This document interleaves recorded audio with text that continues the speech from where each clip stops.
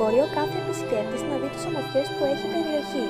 Τα ήσυχα νερά της λίμνης μπορούν να μαγεύσουν και τον πιο απαιτητικό επισκέπτη. Οι ξύλινες βαρκούλες, τα πουλιά να κολυμπούν ανέμελα στη λίμνη είναι από τα πρώτα πράγματα που κεντρίζουν το ενδιαφέρον. Παραλία, εκτός από ένα ωραίο περίπατο στις όχθες της λίμνης, υπάρχουν και αρκετές καφετέριες για ανάπαυλα και φυσικά ταβέρνες για νόστιμο φαγητό.